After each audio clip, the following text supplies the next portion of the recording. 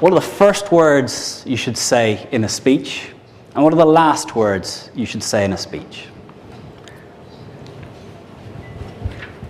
Now, tomorrow, I don't know how many of you are speaking, but I guarantee if you go to conferences, 19 out of 20 speakers will start in one of these ways. Number one, my name is Connor Neal. I'm from Tango, and this talk is about the latest trend in monitoring strategies. Now, all of you are sitting with a piece of paper in front of you that says, I'm Connor Neal, I've come from Ireland, and I'm going to talk about Tango 04 and this.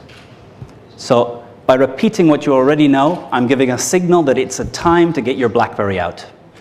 I've just signaled that this talk is opportunity to reconnect with BlackBerry, make sure the office is okay, maybe get some plans together for the weekend. Another way to start.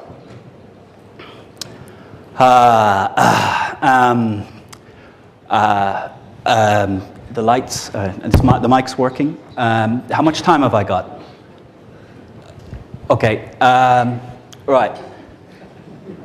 Okay, is it plugged in?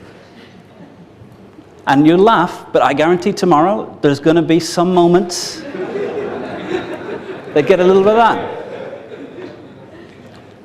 And why? Because this is, for some of you, the first time you see this individual. They're here as a leader in their industry. And your kid at school presenting on giraffes does a better job. That's sad. So I think there's only 3 ways of starting a speech. And it's the same if you went into a bar and there's a group of people, it's a networking event, much like you were at before you walked into this room. And maybe I came up to a group, there's a group of 3 people who are having a little conversation. I walk in and I say, hi, I'm Connor, I'm Irish, 38 years old. I have an interest in sailing, I like running. And they've walked away. So how do you get people to engage with you when you're networking? I'd say in networking, the best thing you can do is walk up. I think we know someone in common. Try and walk away when someone comes up and says that to you. Hopefully you've done your research so you do know that you know someone in common, but with LinkedIn, you can find out who knows who on anyone you want. So, how to start a speech? First way, with a question that matters to the audience. How do you phrase a problem that the audience faces in a question? So that'd be the 3rd best way of starting a speech. The 2nd best way of starting a speech is with a factoid that shocks. There's more people alive today than have ever died. There's more people alive today than have ever died.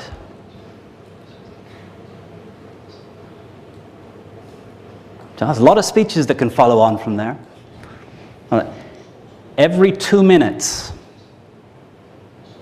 the energy reaching the Earth from the sun is equivalent to the whole annual usage of humanity.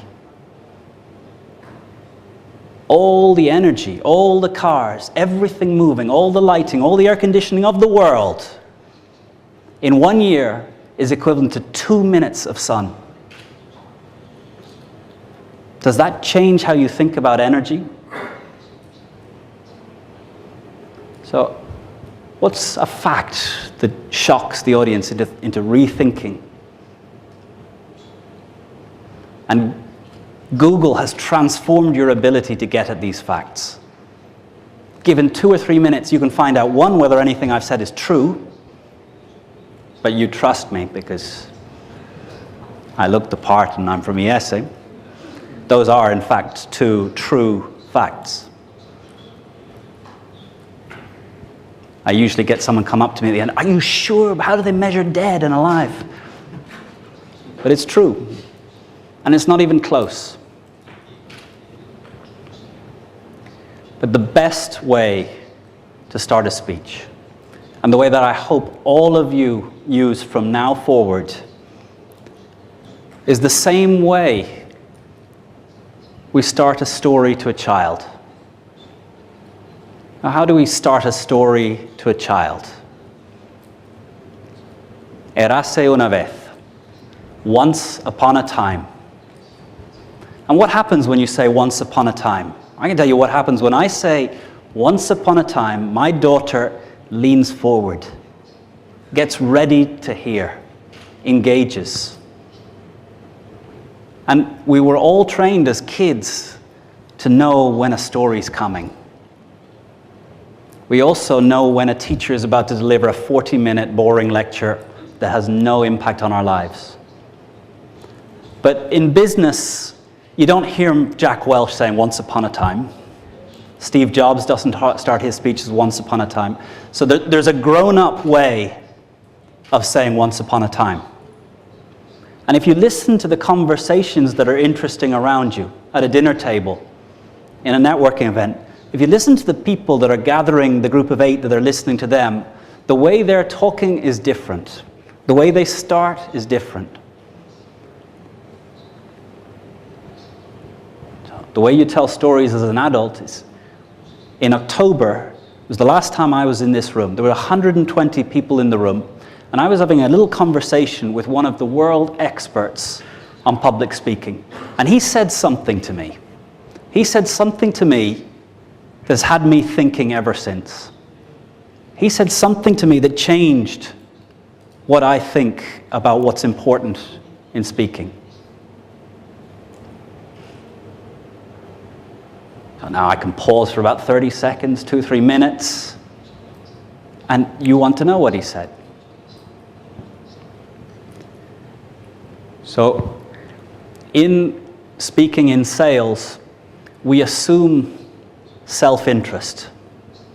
So if you can tell a story from your own life that connects you to why this topic is important to you, why you first joined the company, when you first saw someone benefit, and you saw how their life was changed. And I think here, exploring what quality of life means for you.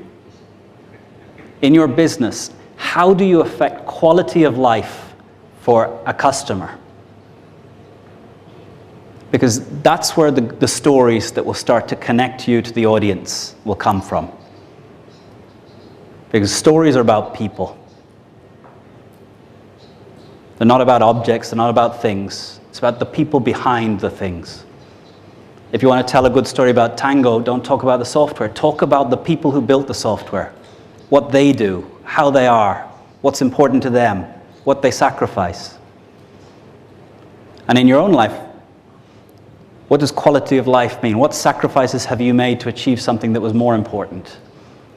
And if you can tell stories and the audience connect with those stories, then they want to hear what you have to say. And all the reasons and all the benefits, they're all written in the document and in the PowerPoint. But they need to trust you.